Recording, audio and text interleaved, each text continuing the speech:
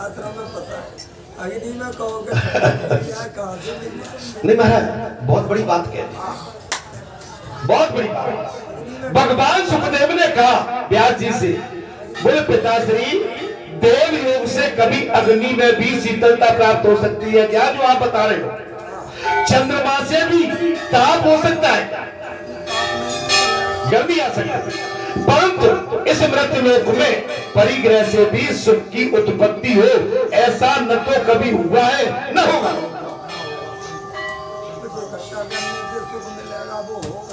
आपको इस लोक में सब एकत्रित करने से कोटि कार बंगला जेब ब्लैक कमांडो और ये मेरा इतना है, मेरा बितना है, मेरा सब कुछ है, ये केवल कहने की बात है। ये सुख नहीं दे सकती। जब बीमारी पड़ती है, जब कोई दुख का पहाड़ टूटता है, तो इनकी याद नहीं आती, उस समय अपने प्राणों की याद आती। और प्राण कौन है? भगवान। प्राण कौन है? साक्षात भगवान। आपके शरीर का राजा कौन है? प्राण। आपके शरीर में जो बैठा है वो राजा कौन है?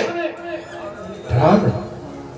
आपका हमारा शरीर तो मृत है, ये तो मिट्टी का, ये इसके अंदर अंश है, ये तो मिट्टी का लेपा है, ये तो क्या पुतला। जैसे खेत में हम पुतला डाल देते हैं ना, ये चलता फिरता और ना आगे कभी होगा। व्यास जी ने कहा बहुत पुण्य होने से किसी प्रकार इस पृथ्वी पर अत्यंत दुर्लभ मानव जन्म की प्राप्ति होती। बड़े भाग्य से मनुष्य योनि प्राप्त होती है। आप समझ लेना सब। यहाँ पर सुखदेव भगवान ने कह दिया 84 लाख योनि घूमने के बाद मुझे मानव शरीर मिला। और कहीं इसको भी अपन ने त्याग दिया, अब छोड़ दिया, तो क्या करोगे? अच्छा, बालाजी धाम में आनंद आता है कि नहीं आता? अरे बालाजी धाम में शीतलता मिलती है कि नहीं मिलती है? बालाजी धाम में कितना आपको सुंदर वातावरण लगता है, बताइए। आप धन्य हैं। और बालाजी तो दिन दूना रात चौगुना आपके लिए कर रहे हैं। यहाँ का विकास हो रहा है तो बालाजी के परिवार के लिए हो रहा है। बालाजी का परिवार माने आप। अगर या पेड़ों के नीचे बैठोगे, थके हुए आओगे, बैठोगे, दुखी होगे, तब आके याचना करोगे, बालाजी आपका कल्याण करके रखे बैठे। अच्छा, हम कथा कहते हैं तो सही सही बताना, आपको कथा सुनने में अच्छी लगती है कि कहीं गड़बड़ तो नहीं?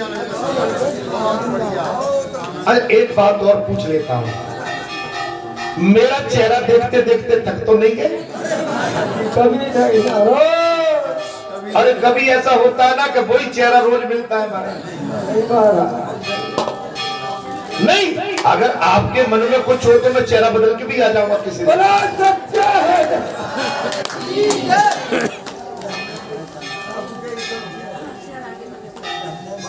अगर आपको ये चेहरा अब कहीं ऐसा लगता हो कि भाई रोज का है ये तो कोई नया चेहरा, तो हो सकता है कोई नया चेहरा आके बैठा। इतना माने मूर्ख हूं, माने क्या बात करता हूं आप। अच्छा, एक आदत होती है, भैया सही से बताओ, तुम मुझसे दुखी तो नहीं हो? कन्हैया पूछ रहे, मैया मैं ज्यादा अल्लाह तो नहीं करता हूँ ना लाला ना। मैया मैं किसी के उदम तो नहीं बचाता हूँ मेरे लाला नहीं। मैया मैं किसी के घर माकर क्यों खाऊंगा? मैया शांत हो जा। मैया तुम्हें जवाब नहीं दिया। बेटा अब तुम माखन तो तेरे ही घर में बहुत होता है, तू क्यों जाएगा किसी के घर में खाने के लिए? मैया फिर समझा देना। अब भाई बालाजी की तो सभी संतान है, सभी मित्र है, सभी दोस्त है, सभी माता पिता है और सभी सब कुछ है, देव पुरुष भी है। बालाजी तो सभी के। आपको किस रूप से प्रीति है आप मुझे किसी दिन बता देना, मैं वही रूप धर के आ जाऊं।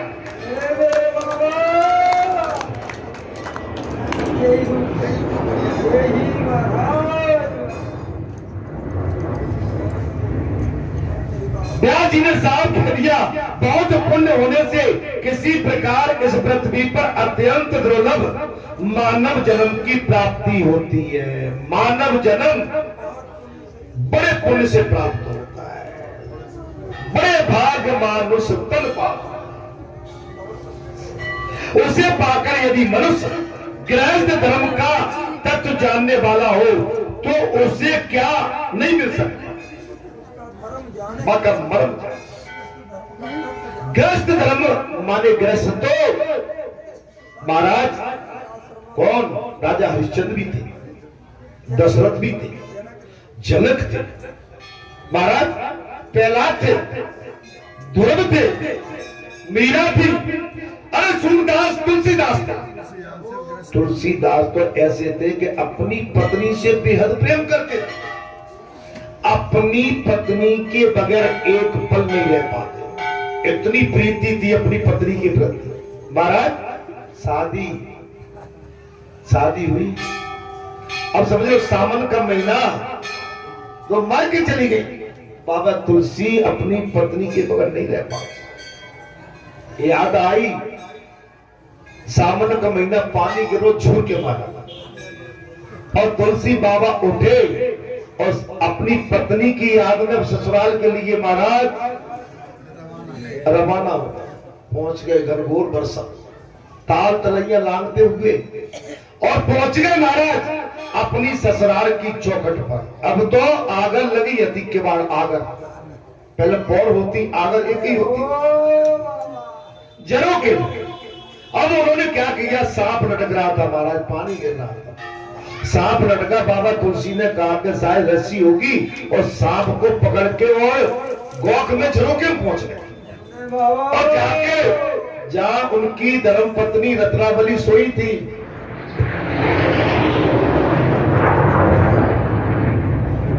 टक टक किया। कौन भाई?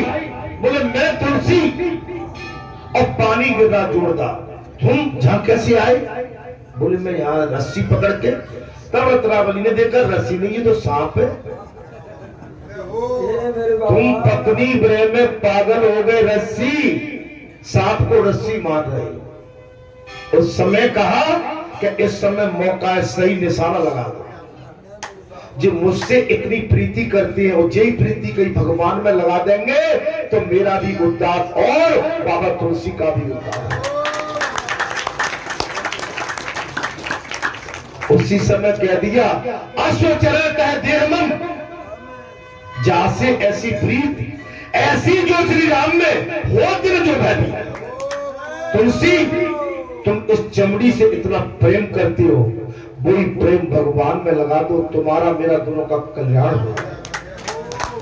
वहीं से बाबा तुलसी को वैराग्य हो गया।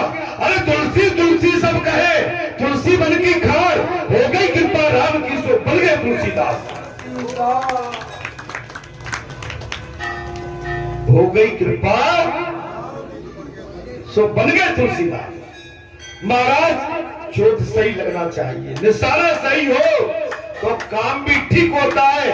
ठीक अर्जुन की तरह निशाना रखो बस। तब व्यास जी ने कहा, बहुत पुण्य होने से किसी प्रकार ये सब नहीं होता। सुखदेव बोले, यदि मनुष्य जन्म काल में अपनी अवस्था को देखकर ज्ञान युक्त होता है तो जन्म लेने के पश्चात वो सारा ज्ञान क्यों भूल जाता है?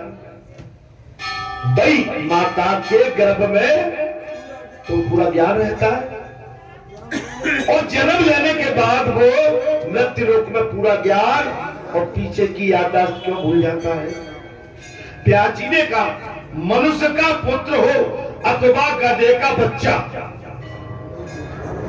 उदाहरण दिया है। बोले मनुष्य का पुत्र हो अथवा किसी जानवर का बच्चा, जब वो शरीर में धूल लपेटे चंचल गति से चलता है तो तोतली वाणी बोलता है, और तब उसका वो शब्द भी लोगों के लिए बड़ा आनंददायक होता है। बहुत अच्छा। चाहे जानवर का बच्चा हो, चाहे मनुष्य का बच्चा हो, जब वो बच्चा होता है धूल में मिट्टी में लिपटता है, और उसकी वाणी जब निकलती है तो तोतली भाषा में वो सभी को आनंददायक होता है। तब सुखदेव भगवान बोले, मुनिवर, धूल में रेंगते हुए और लौटते हुए अपवित्र शिशु से जो या संतुष्ट होते हैं या सुख का अनुभव करते हैं, वे अज्ञानी हैं। वो कैसे है भाई? ये तो कोई बात नहीं रही, आप समझे नहीं बात। तब व्यास जी ने कहा, यमलोक में पुम नामक भयंकर नरक है। व्यास जी ने कहा, यमलोक में पुम नामक एक भयंकर नरक है, पुत्रहीन मनुष्य ही उसमें जाता। अगर संतान नहीं हुई तो वो उस नरक में जाता। देखो ध्यान से सुन लेना, बहुत बड़ा नरक है। जो संतान से पीड़ित रहते हैं, संतान नहीं होती, उनको गहरे नरक में जाना पड़ता है। उनको कोई स्वीकार नहीं करता है, क्योंकि तुम संसार में जाके पुत्रहीन हो। आप इसको अन्यथा मत लेना, आपस में चर्चा हो, इसलिए पुत्र की प्रशंसा की जाती है। भगवान सुखदेव बोले, महामुने, यदि पुत्र से ही सब लोग की स्वर्ग की प्राप्ति होती, तब तो सुअर, कुत्ता और हड्डियों को विशेष रूप से प्राप्ति होना चाहिए।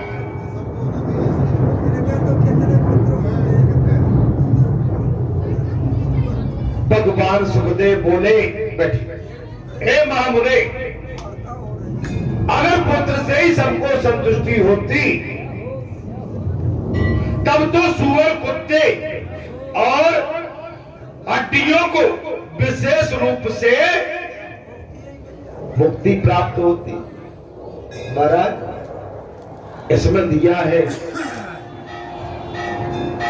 बैठ जाओ,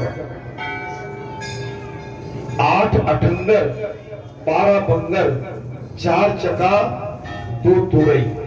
क्या हो गया? 8 अठंगर 12 बंगर 4 चका 2 तुरई, 2 स्तन बकरिया, 8 अठंगर, 8 कुत्ती के, 12 सुगंधी के, ऐसा ही कुछ है, और 4 गाय या भैंस, ऐसा ही कुछ है कि नहीं? तो भाई इनकी संतानें तो बहुत होती है, फिर तो मुक्ति इनको मिलना चाहिए। तब व्यास जी ने कहा, पुत्र के दर्शन से मनुष्य पितृ ऋण से मुक्त होता है।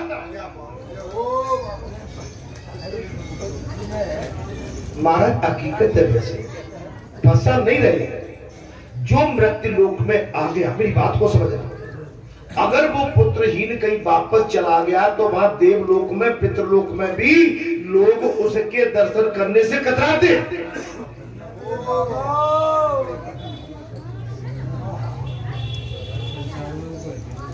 आप बुरा मत मानना, मैं अन्यथा नहीं कह रहा हूं। एक गऊ अगर बछड़ा न दे तो गऊ भी अन्यथा लगती है। एक बहन बेटी का गर्भ खाली चला जाए तो अन्यथा लगती है। उसकी शोभा कब लगती है? तब उसका गर्भ या अंश उसके सामने एक धर्म गऊ की तरह, और महाराज जब बच्चा उसके सामने खड़ा हो तो वो महिला, वो माता कितनी जो लगती है कि इस समय बिल्कुल भगवती की मूर्ति खड़ी है। अगर उसका अंश उसकी गोद में ना हो तो खाली लगती है। अरे बाबा, चाहे जीव हो, चाहे जंतु हो, चाहे पशु हो, चाहे पंछी हो, चाहे मनुष्य हो या अन्य योनि हो, मालूम? अरे एक मच्छर कितने अंडे देता है एक बार में? कितने? 300। मच्छर कैसा है? मच्छर कैसा है? छोटा। उसकी आयु क्या है? मच्छर की आयु क्या है? 8 दिन, 7 दिन। अंडे कितने देता है? 300। पैदा बात तो मरना भी जल्दी है।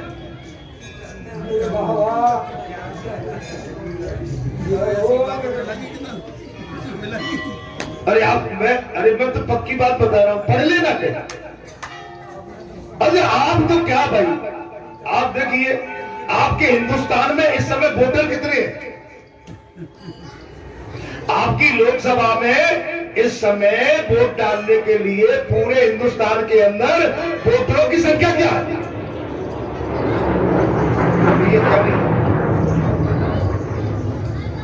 कितनी है? 96 करोड़ 80 लाख।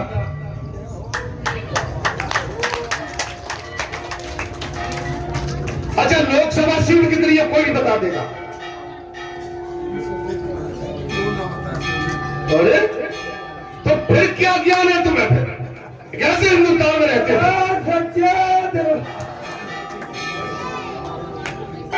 542।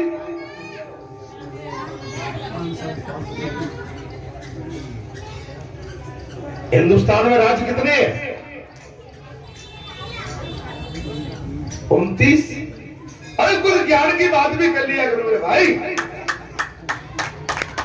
हम अपने देश में रहे तो अपने देश की हमें population and voter list and Lok Sabha seat and Vidhan Sabha seat, माने ये तो हमें आना चाहिए। हमारी भाई, हम केवल राम जी की कथा सुनने बहुत अच्छी बात है, लेकिन हमें जनरल नॉलेज का भी ध्यान करना चाहिए, ठीक है। लेकिन ये इस समय यहाँ का विषय नहीं है, मुझे क्षमा करना, मैंने बगैर ऋतु के कोई बात पैदा कर दी। इस समय उसका कोई भी प्रसंग नहीं आ।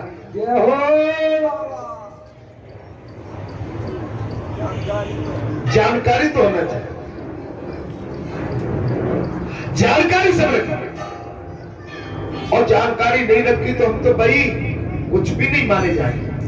आप हम सब ऐसा नहीं है कि जो पढ़े लिखे होते हैं कोई जानकारी रखते हैं।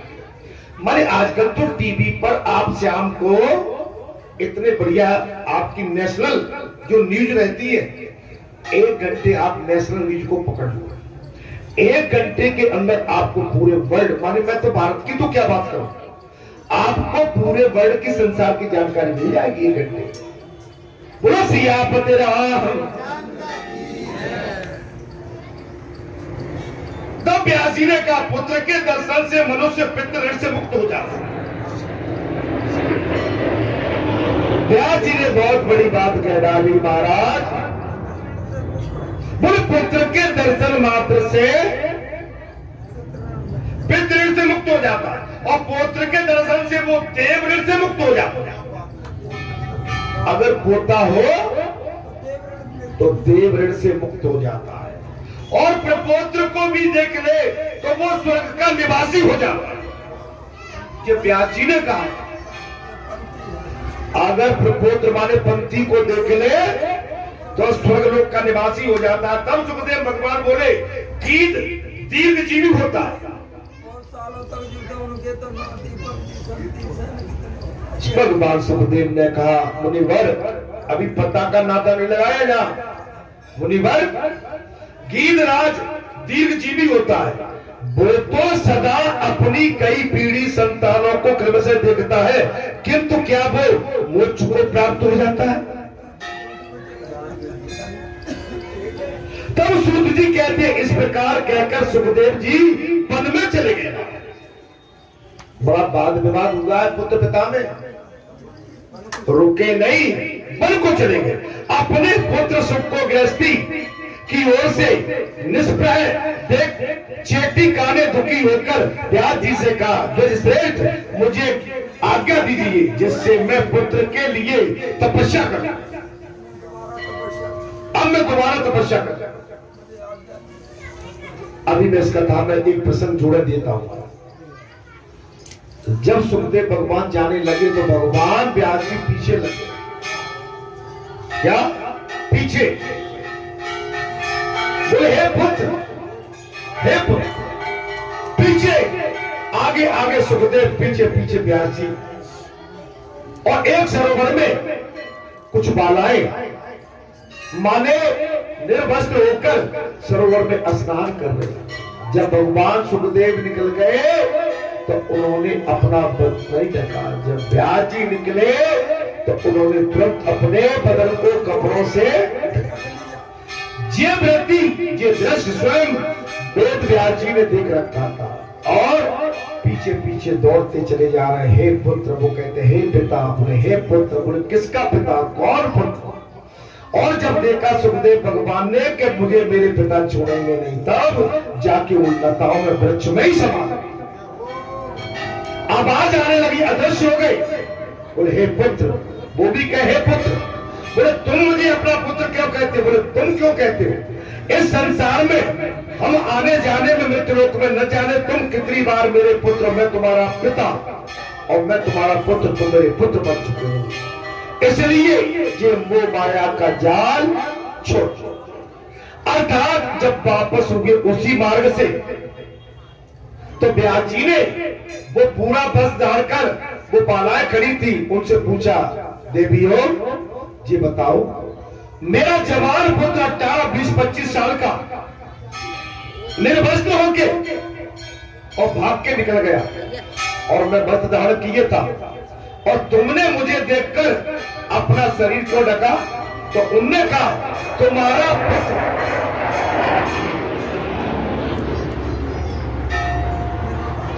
बोले तुम्हारा पुत्र निर्विकार था और तुम्हारे अंदर विकार है, इसलिए हमने संसार रूपी विकारों के डर से अपने शरीर को ढका। संसार रूपी विकारों के डर से अपने शरीर, और उसके द्वारा महादेव जी को संतुष्ट करूंगी। क्या करूंगी? आज।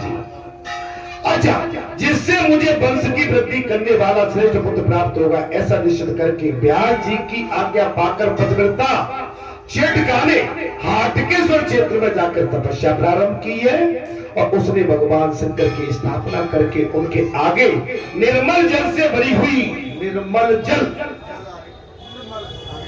जल सब जगह, बगैर जल के कल्याण नहीं है कहीं, और आज जल से ही अपनी बात हुई। एक विशाल वामी पापी का निर्वाण कराया, जो स्नान करने मात्र से समस्त पापों का नाश करने वाली है। तदंतर उनकी तपस्या से संतुष्ट होकर त्रिपुरारी महादेव जी प्रत्यक्ष दर्शन दिया और कहा सुब्रते वरदान मांगो।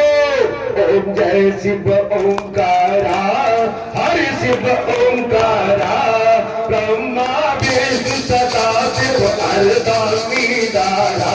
ओम जय शिव ओंकारा, हरि एकानंद चतुरानंद पंचानंद राजे, हंसानंद करुणानंद ओम जय शिव ओंकारा। हरे दो भुज चार चतुर भुज दस भुज से सोहे,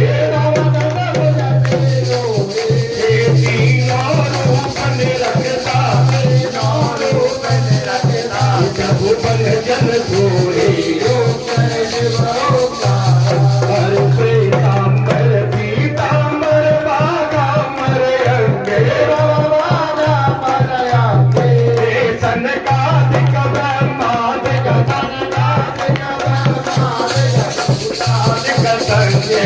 ओम जय शिव ओंकारा। कर्मादेव मंडल जगत सुंदरता, ये जग करता जग हरता, जग पालन करता। हरि अश्वमाला वनमाला,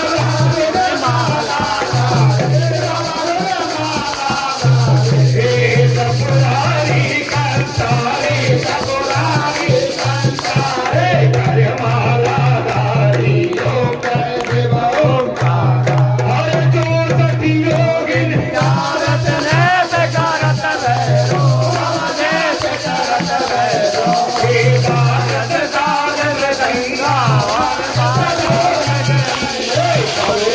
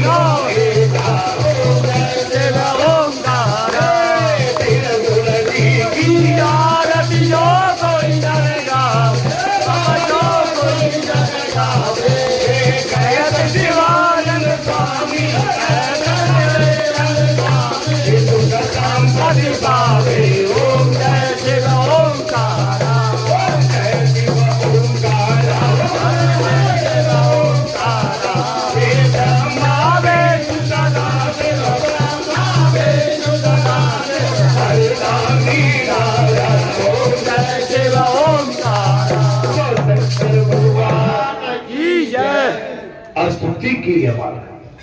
प्रियंका ने प्रियंगला उसने स्तुति की है भगवान सुखदेव की पत्नी, उन्हें पुत्र प्राप्ति के लिए वरदेव वरदान मांगा। चोटिका बोली, उनका एक नाम चोटिका भी। हे सुरश्रेष्ठ, मुझे ऐसा पुत्र दीजिए जो मेरे वंश की वृद्धि करने वाला हो। हे महादेव, मुझे ऐसा पुत्र दीजिए जो मेरे वंश की वृद्धि कर सके और मित्रों को आनंद देने वाला, सुशील तथा विनीत हो। अपने मित्रों को आनंद देने वाला, विनीत भाव हो, विनम्र भाव हो, नम्र हो। मुझे ऐसा पुत्र चाहिए। श्री महादेव जी ने कहा, सुबेन, तुमने जैसे पुत्र के लिए प्रार्थना की वैसा ही पुत्र तुम्हें प्राप्त होगा। तथास्तु।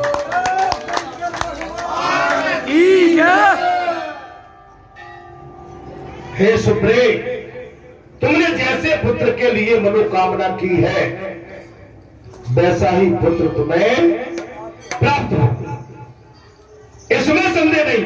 दूसरी कोई भी जो स्त्री या वादी में स्नान करके एकाग्रचित होकर एक वर्ष का प्रत्येक शुक्ला पंचमी को तुम्हारे द्वारा स्फुट मेरे इस शिवलिंग का पूजा करेगी, वो एक वर्ष के अंत में सौभाग्य से संपन्न हो जाएगी, वो भी पुत्रवती हो जाएगी।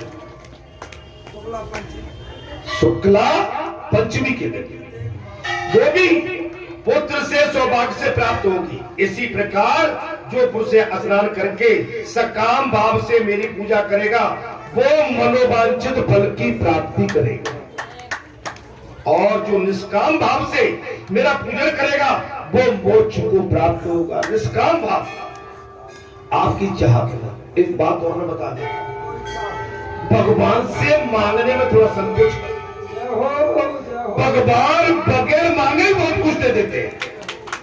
आप डेली भगवान से मांगोगे, रोजाना मांगोगे, रोजाना रोगे और रोजाना भगवान को परेशान करोगे, भगवान भी कहेगा तेरी तो आदत ही रोने की पड़ गई, तू धैर्य तो रख, मैं तेरे मन की बात को जानता हूं। जब उपयुक्त समय आएगा, ठीक सटीक समय आएगा, तेरा मन चाह वांछित फल तुझे प्राप्त हो जाएगा। लेकिन रोज रोज गिड़गिड़ाएगा, मेरे भी कान खराब हो जाते हैं, मेरे कान बहुत तेज है। जब तू अपने घर की चौखट से बाहर अपनी कामना लेके निकला था, मैंने तेरी बात वही सुन ली थी।